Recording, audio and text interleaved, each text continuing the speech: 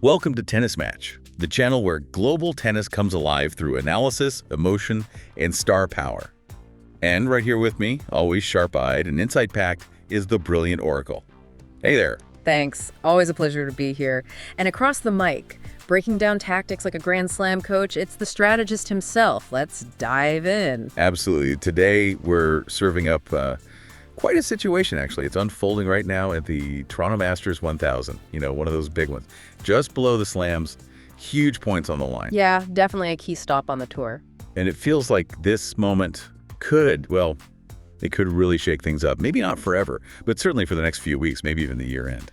Oh, you can feel it already, can't you? There's a different kind of buzz around this tournament now. It's interesting. It really is. We're calling it Toronto's power vacuum. Just picture this. The top three players in the world, Jannik Sinner, Carlos Alcaraz, Novak Djokovic, all pulling out. All out of a major tournament. And Jack Draper, too. Let's not forget him. It's kind of like rolling out the red carpet for a massive movie premiere, and then the three main stars call in sick for, a spa day. A very, very exclusive spa day, it seems. But yeah, it definitely leaves quite a few prime seats empty, doesn't it? It does. So our mission today, basically, is to figure this out. Why do they withdraw? What does it mean for the rankings? And crucially, who's going to step up?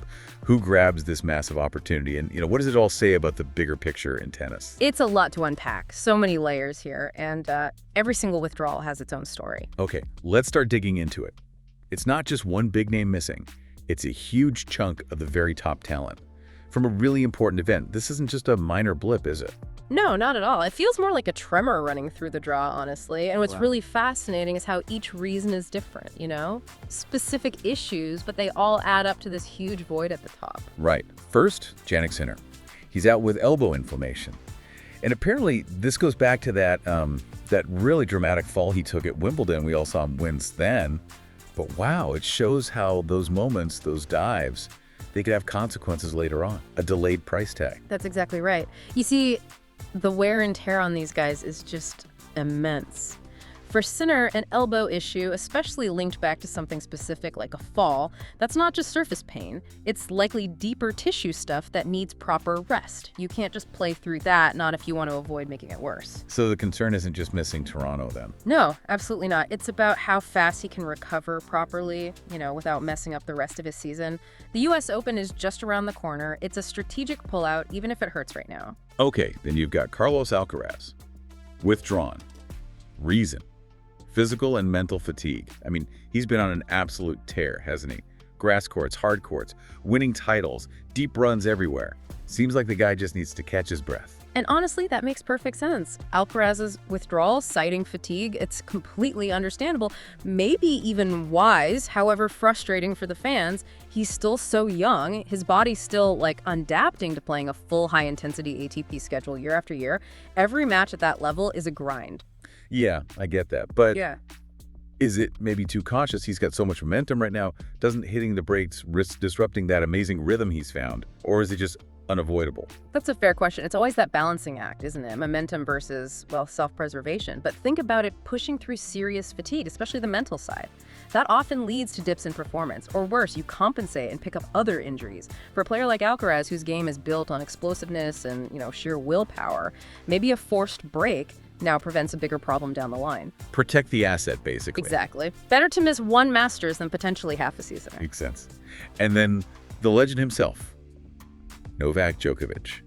Skipping Toronto, groin issue plus strategic rest. Now, for someone so meticulous about his schedule, so focused on records, any mention of injury catches your eye, even with the strategic rest part. Right, and that's a key point. For Djokovic, a master of managing his body and peaking at the right time, a groin issue suggests there's something genuinely there, even if it's minor. He wouldn't just skip a Masters 1000 for rest alone unless there was a physical flag. It just reminds us even the very best aren't immune to the physical toll. And his priority is always the slams, right? Always. He's not going to risk the US Open for Toronto if there's any doubt. No way. And Jack Draper, too. Arm injury. So that's 4 major players out, all with legit reasons. It's just the sheer number. From the very top. You just don't often see this at a Masters 1000. It's like going to that fancy restaurant and finding out the head chef, the sous chef, Nate O'Ree, the pastry chef, all called in sick. Uh-oh, what's for dinner? Well, what's left is opportunity, right? While, yeah, it's definitely strange to see so many top guys out, especially at this level, it just creates this huge opening. And trust me, every single player left in that draw knows it. It shifts the focus from who isn't there to what is available. Exactly. And it's not just about the glory of winning the tournament. This hits the rankings hard. We're talking points, seeding for future events, and yeah, that all-important race for the ATP Finals in Turin at the end of the year. Big money, big prestige. That's where things get really dramatic. Let's look at the numbers. For Jannik Sinner, missing Toronto means he drops about 200 points because he made the quarterfinals last year. Now, 200 points might not sound like a massive amount on its own, but in that super tight race for the finals, where only the top 8 go. 200 points could be everything. It absolutely could. It might be the difference between getting into Turin or being on the outside looking in. It gives the guys right behind him a real chance to gain ground. Okay, but then, interestingly, Alcaraz and Djokovic, they don't actually lose points from this tournament specifically. Alcaraz didn't play last year either, and Novak also skipped it in 2024. So 0 points lost for them here. Silver lining in an injury cloud, I guess? It is, in a way. But look at the bigger picture. Their main rivals, the ones who are playing in Toronto and do well, they get a golden chance to close the points gap. Alcaraz and Djokovic aren't gaining anything, which is neutral for them, but it's potentially a massive gain for others chasing them. It's like the door isn't just unlocked, it's wide open now. Especially for those guys hovering around the edge of finals qualification. Oh, absolutely. Think about the players ranked, say, 8th to 15th right now. They must be seeing this as a huge opportunity.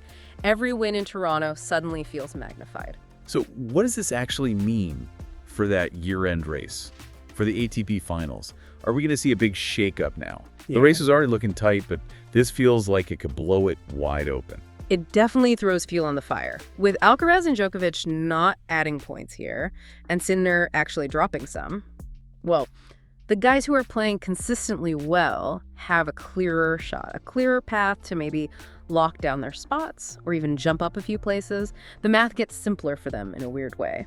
Win matches, gain big points, close the gap. The targets are right there. Okay, so the Giants are out. This massive door swings open. Oh. Who steps through it? Who are the immediate beneficiaries? You immediately think of names like Alexander Zverev, Stefanos Tsitsipas, Daniil Medvedev, right? These guys have been knocking on the door of big titles for years. Is this their moment? You'd certainly think so. They should be looking at this draw and thinking, okay, this is it. Zverev's won Masters before, Tsitsipas needs a big hardcourt title, Medvedev's a slam champ.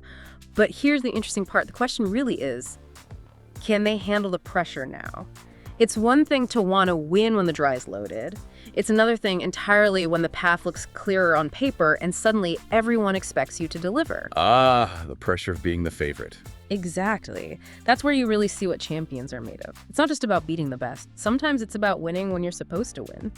An open draw can actually be more mentally taxing. Yeah, I've seen players just crumble under that weight. They almost prefer being the underdog, but then others just rise to it, don't they? Okay, beyond those established guys, what about the younger contenders, the ones trying to get into that ATP Finals race? Could we see someone unexpected make a huge leap here? It feels like a clear run to the finish line is possible, but you still have to outpace everyone else on the track. Who are you watching? Anyone you think could cause a real surprise deep run? That's where it gets really exciting for me. The psychology shifts. These younger guys are always battling the dominance of the top few, often maybe thinking a huge title is just out of reach. But now, this kind of situation, it can create a surge of belief, a feeling that, hey, maybe this is the week. A new generation could properly announce itself. Like who? Give us a name. Well, I'm thinking someone like Holger Rune, maybe? His game is absolutely explosive, just needs consistency. Or perhaps Sebastian Korda, if he finds that brilliant form he sometimes shows. If one of those guys gets on a roll early, finds their rhythm. Wow, a deep run in Toronto could totally change their year. Imagine a first-time Masters 1000 winner coming out of this field. A first-time winner would be amazing. Hope they've practiced their acceptance speech. And maybe a joke for the trophy presentation, just in case. Always pays to be prepared. But stepping back a bit, this whole situation, this wave of withdrawals, it feels like it points to something bigger, doesn't it? A recurring theme. So what does it mean for tennis overall? The big question that keeps coming up is the current ATP calendar actually sustainable for these athletes long term?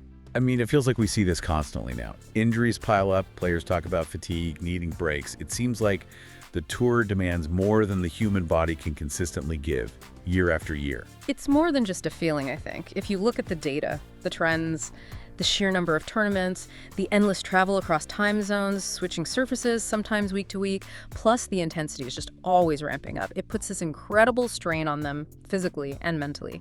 It's not just bad luck hitting a few players. It feels like a pattern linked to the structure of the tour itself. It's an endurance sport, but with constant explosive demands, like running a marathon made of sprints. So if the calendar is the problem, or a big part of it, what are the solutions being discussed? Are players in the ATP talking seriously about changes? Is there any agreement, or is it just arguments? Because just shortening the season sounds simple, but you've got tournaments, sponsors, TV deals. It's complicated. That really is the multi-million-dollar question, isn't it? And no, there's no easy fix. And yes, there are definitely different opinions. People talk about shortening the season, maybe grouping tournaments better geographically, maybe longer mandatory off seasons. But like you said, every change hits someone's bottom line. Tournaments need their dates, sponsors paid for exposure, broadcasters need matches to show. Finding a balance between player health and the sport's finances, that's incredibly tough. It needs everyone talking, players, tournaments, the ATP, everyone. So basically, everyone kind of agrees there's a problem, but nobody agrees on how to fix it without hurting their own interests. Sounds familiar for big sports leagues, eh? Pretty much sums it up, which leads to another important question. What's the long-term cost if this keeps happening? If the top stars are constantly sidelined, it hurts fan engagement. People want to see the best play the best. It dampens rivalries. And it impacts player legacies too. You need longevity for a truly great career, not just flashes of brilliance between injuries. Makes you wonder if something fundamental has to change. So there you have it. Toronto. A Masters 1000 unlike any we've seen recently. Stripped of its biggest stars, yeah, but absolutely brimming with opportunity for someone else. The rankings are in flux, and we're all waiting to see who grabs this rare chance. It'll be fascinating. Could this be the week that launches a surprise ATP Finals contender? Yeah. Or maybe solidifies someone new in the top 10? The ripple effects could be significant.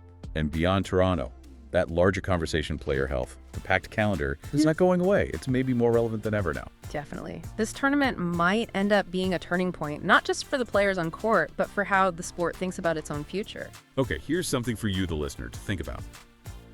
With so many top players dealing with injuries or fatigue, and a huge tournament wide open like this, what fundamental changes, if any, do you believe are genuinely needed for professional tennis? Is it fewer events? A longer break? A different points system? What would really help ensure players can stay healthy and consistently compete at their best? Let us know your thoughts. If you enjoyed this episode, smash that subscribe button, drop a like, and tell us your take in the comments. Tennis Match will be back soon with more stories from the World Tour. See you courtside.